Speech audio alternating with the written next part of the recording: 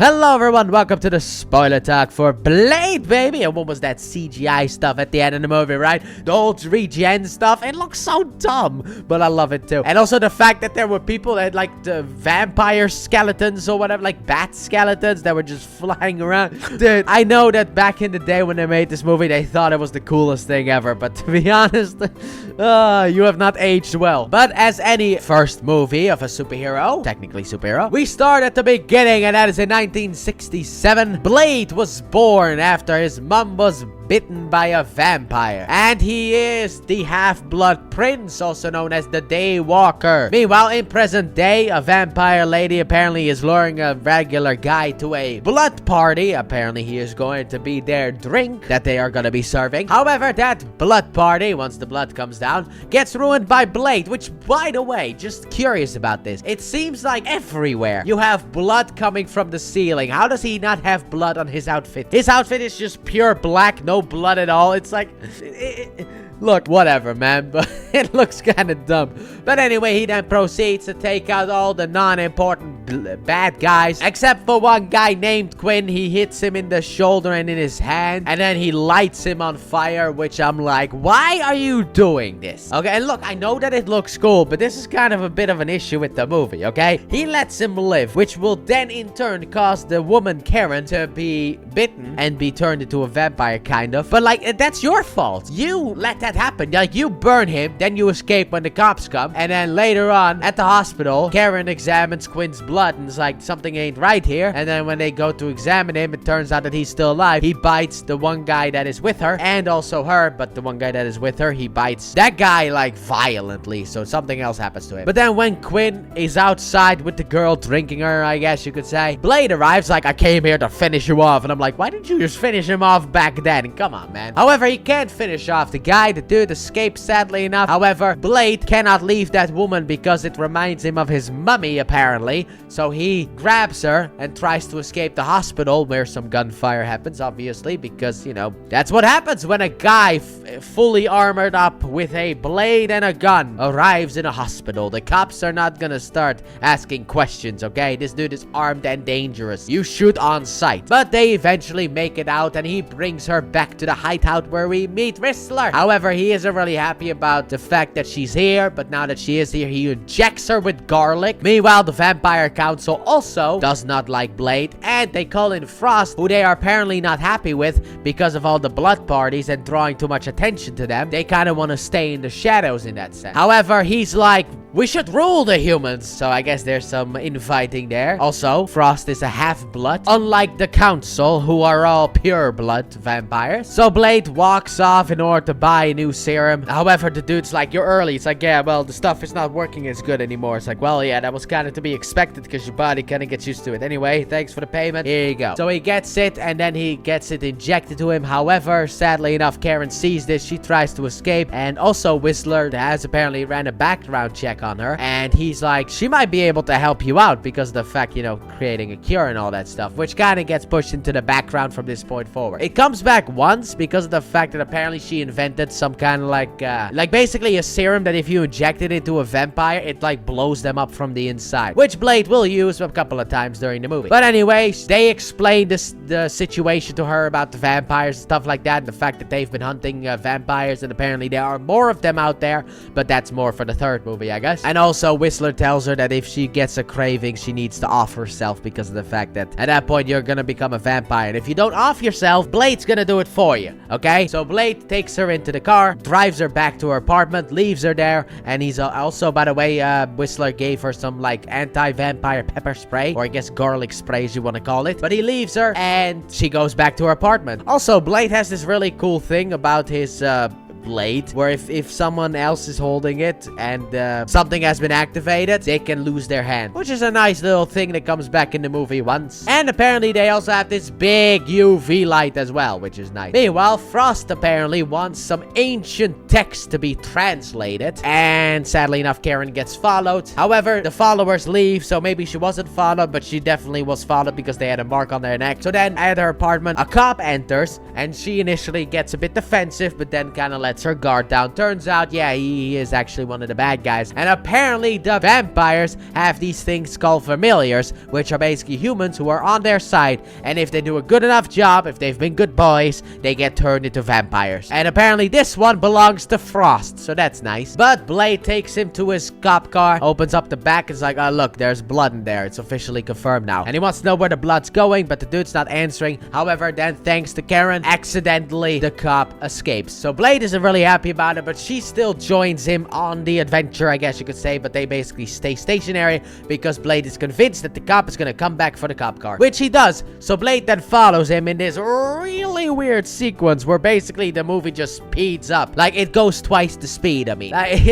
Whatever. You know what? This is not how you do car chases. Come on, man. But eventually, we make it to the location where we need to go next, which apparently is like a vampire hideout or whatever. I don't fully remember this one, what it was called anyway. But anyway, Blade goes inside, knocks out a couple of guards, or kills a couple of guards. I think actually he knocks them out. And then he finds the cop again. He's like, where's the entrance to the special location? And the dude's like, in the fridge. Tell me the truth. In the fridge. Okay. Opens up the fridge. Goes downstairs. Apparently he is at the archive. Meanwhile, while that is happening, apparently the translation has been completed. And also, Frost is not really happy about the cop guy who later on left and went back to Frost. So he bites him. And also he wants Blade alive. So in the archive, they're kind of walking around, but eventually they find this really fat woman named Pearl, or fat guy named Pearl, apparently. But first, we need to have a little bit of a chat with Frost. And afterwards, we interrogate Pearl. And Pearl initially is just like, oh, I don't really know what you're talking about. The UV light, why? It's like, oh, you're gonna talk now? Okay, fine, here. I'll give you a little bit of information. Why does he want that? Well, I don't really know. Please, not the light again. It's like, I just thought that was funny. Also, that thing looks absolutely grotesque, and I love it. The fact that that thing looks grotesque. It reminds me of that,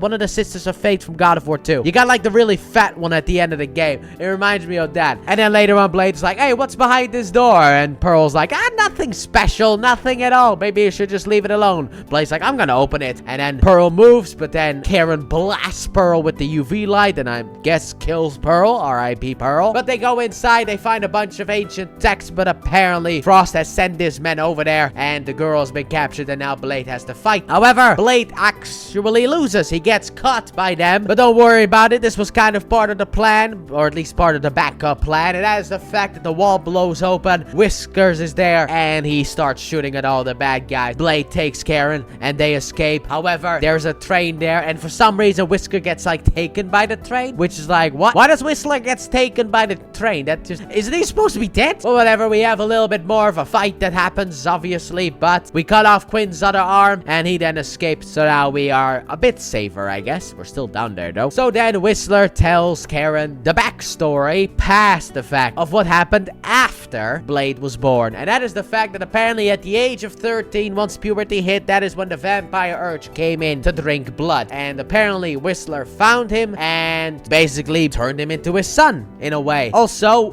Whistler hates vampires because his family was killed by one. His wife and 2 daughters, I think it was actually. Meanwhile, Frost shows the council guy, the main one, I forgot his name, a beautiful sunrise, and apparently these vampires are able to stand in front of the sun without really any issue because of sunblock.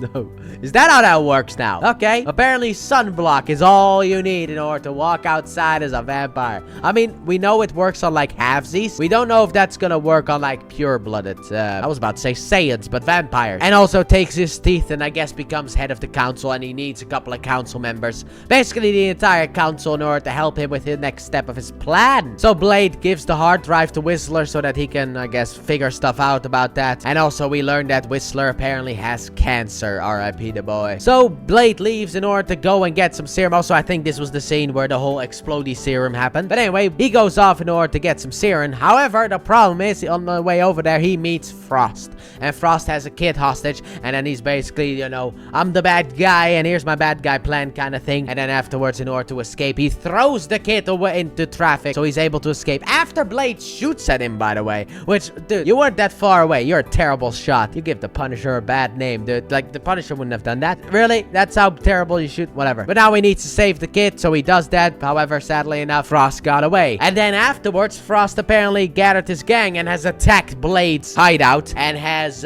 mortally wounded, as you could say, or at least bitten Whistler and also taken Karen. So now Blade needs to kind of stop them. However, Whistler asks for Blade's gun so that he can, you know, kind of do the deed himself. And he watches a video which basically gives Blade the location that he needs to go to in order to stop Frost. Because, of course, the bad guy would leave a tape. Come to my house and we'll finish this kind of thing. So Blade attacks Frost's base, and overall it goes pretty well for Blade. He's doing really well. However, Frost is able to kind of get away into like a panic room, I guess you could say. So Blade gets into a special room where I guess, you know, you have Frost's bed, and the bed opens up and it turns out his mummy's alive, and apparently she is a whore for Frost. One of Frost's whores, basically, as you could say. And this shocks Blade, obviously, because he thought that his mom was, you know, kind of dead. Understandably so, because of the fact that, okay, so you said you turned the same day that basically you died, and also gave birth to Blade, or at least Blade was cut out of you. Why didn't you grab your kid before leaving? You escaped that place without your kid. You are a horrible mother. But that's not even the worst. But now Blade has been captured, sadly enough, and Blade is kind of thirsty. However, he cannot get his cure, or at least his serum. And also he tells Karen that, like, if he gets out of this, he's probably gonna take the cure. And it turns out that Karen's cure actually turns Blade into a human again. It will take away all of the powers that he gets from being a vampire. So then obviously Frost has the villain monologue scene, as you do. And apparently he also knows that Blade has a failsafe on his sword. So they put Blade into the machine and throw Karen down to where Curtis apparently is, the partner. Apparently I wrote down Curtis, but Curtis. And she instantly escapes, so that really didn't really work out all that well. She fights off Curtis a bit, then she jumps up and just climbs her way back to the top. However, the machine that Blade gets put into cuts into his wrist in order to let his blood flow out. Also, before that, his mom is getting very romantic with her son, which I found a little bit weird because she's like hovering around his face, basically rubbing her face on his face, which I find weird because I'm just like, this is your son, by the way. So now the ritual can begin, but first we need to put the 12 council members in the correct position. They get some blood on their head from Blade,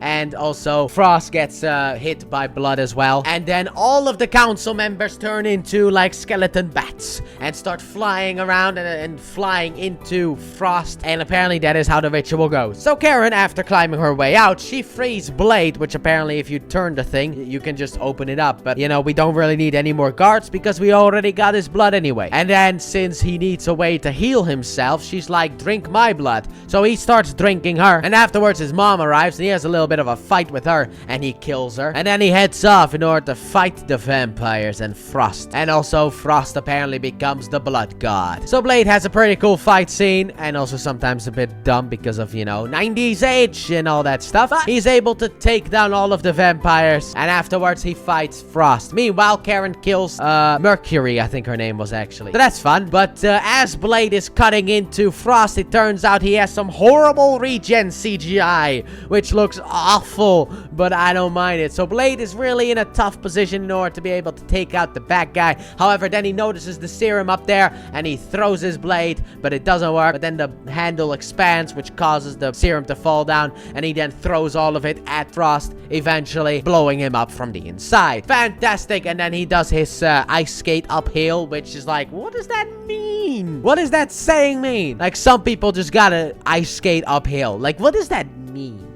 I don't get it, but whatever. You know what? Anyway, we did it. We beat him. And then to end the movie, Blade apparently rejects the cure from Karen because the fact that there's still more vampires out there that need to be killed. However, he does want a better serum from her, and I guess now she's gonna spend some time in order to make that serum before we get to the official ending scene of the movie where we are in Moscow, and apparently there's a vampire there who lured a girl in order to drink her. However, Blade comes in to stop that immediately and kills the vampire vampire. So he is back to vampire hunting. And that's the end of the movie. That's how it ends. And I thought the movie was great, but overall it had some problems as well. Obviously, I mean, the CGI is not the best. Frost wasn't really expanded upon. It's just he wants to become a blood god, and that's it. Okay, let him become blood god. Who cares? You know, that's all we get. We don't really get like this memorable villain, but this movie is all about Blade. Maybe the next movie has a better villain. I actually don't remember, but I guess we'll have to find that out. But overall, like I said, I've still very much enjoyed the movie a lot. Sadly enough, Whistler did die. R.I.P. the boy. I will miss him. However, he is not dead. Spoiler warning for the next movie, because that is how the next movie begins, because apparently he didn't kill himself. Sure, okay.